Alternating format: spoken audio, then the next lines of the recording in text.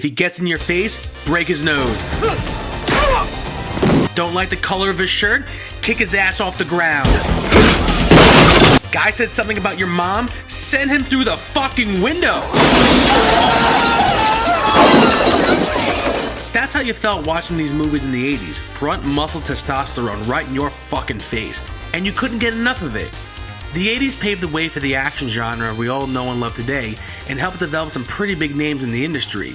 Arnold Schwarzenegger, Sylvester Stallone, Bruce Willis, even fucking Chuck Norris? Chuck Norris. Chuck Norris! Chuck Norris? Chuck Norris. Chuck Norris! Chuck Norris? Fucking Chuck Norris. It was a great time, and almost felt surreal. Most of these films had a large impact on the audience and aged well over time, making them feel timeless in its own right.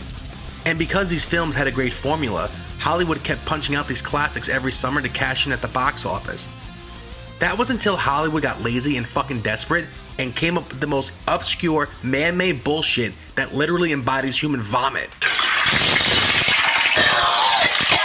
When I first heard about this movie, I thought it was a fucking joke. What's even more disturbing is Patrick Swayze was casted to be the ultimate badass in the most comical, ridiculous story in action films. My guess is the plot was so god-awful, every A-list actor at the time who read the screenplay laughed their asses off and didn't want to save this film from humiliation.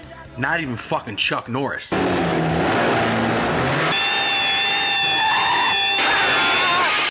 The title alone should give you an indication as to what this film represents, so before I even dive into it, I don't want you to have high expectations. It starts off in a nightclub where Patrick Swayze plays Dalton, who makes a living bar hopping as a spiritual bouncer, kicking the living shit out of everyone he sees. Out of all the careers this asshole could have chosen, this is what this fucking guy landed on? Anyway, he's given a financial opportunity by a businessman to help get his bar back on track. Naturally, he takes him up on the offer, otherwise there'd be no movie. He drives out to the middle of God knows where and who the fuck cares to find out that the bar that needs saving is actually in pretty bad shape. Throughout the movie, he's seen as an urban legend and the messiah to anyone in the bar business. Do you know who that is? Who? Dalton! That guy at the end of the bar is fucking Dalton, man. Now, the first thing that stands out with this movie is the fucking acting. The characters are just stock, and they're either underacting or overacting. Are you kidding? No, asshole, I'm not kidding. Let me fucking finish. The fight scenes are as phony and staged as you can get, and there's no rhyme or reason. They just happen out of nowhere with no indication. It's not often, but sometimes there's a random customer who says some dumbass shit, which creates a problem out of thin air. Well, you say you and me get nipple to nipple. Like, who the fuck would actually go to a random person and say that? I think the guy in the back heard that, and he's not too happy. They didn't hold anything back to get their point across in this movie. The staff get beaten up. The customers are treated like shit. Even the fucking women get their asses handed to them. The Lethal Weapon and Rambo series didn't win any Academy Awards, but at least they followed a method that was consistent with the plot and added a solid balance between the violence and character development, which made it enjoyable. They even had badass catchphrases like, You shouldn't tempt me, man. and The worst nightmare. but here, we get skinny, good-looking, tap-dancing Patrick Swayze with his fucking luscious locks who says, It's my way or the highway. "Fuck you, Swayze!"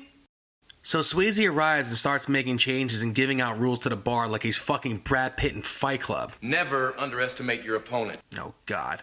If you work in a bar and see someone pacing giving out itemized rules, I'd highly recommend you go back to college immediately.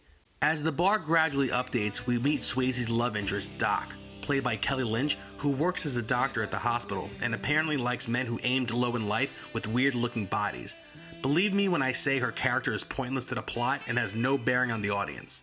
Enter the main villain, Brad Wesley, played by Ben Gazzara, who's corrupt and has the whole town under his control with his dipshit cronies and some fucking douchebag who fits the description of a retired porn star.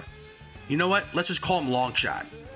If you had the patience of a saint to make it through the first half hour, you'll have the same problem with this movie like everyone else. It's the fucking plot!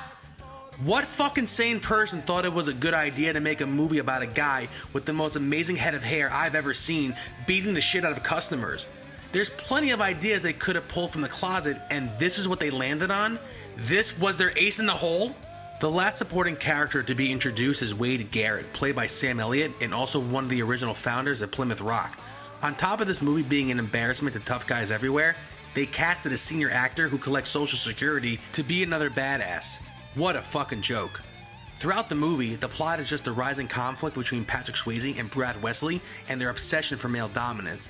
I've examined this movie with a fine comb to try and find something meaningful to bring to your attention, but I can't. I've tried, it's literally that terrible, and I apologize in advance. So to wrap things up as quickly as possible, the events gravitate to the bar finally getting up to speed and resulting in, you guessed it, a bar fight.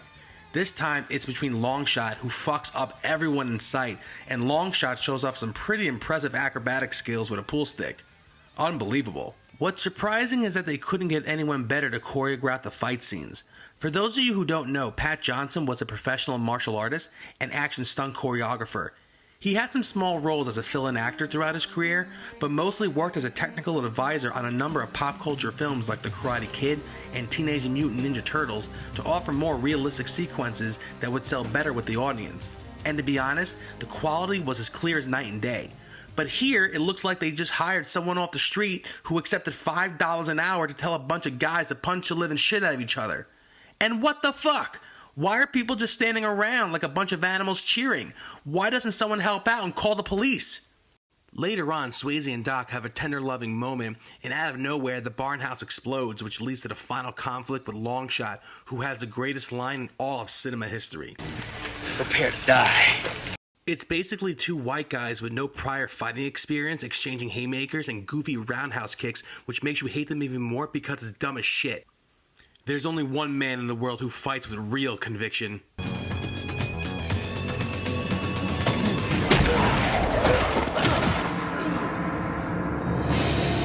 Watching this movie is like watching a cheap redneck knockoff to Rocky because all they do is hit each other in the face and no one knows how to block. I guess that would make too much sense, right? Here, let me show you.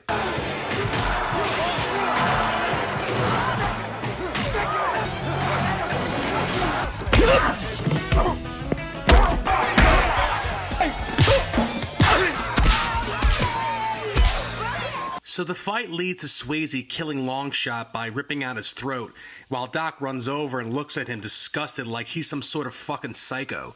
If that was me, I'd be like, bitch, this asshole blew up my friend's barn and had a gun in my face. What was I supposed to do?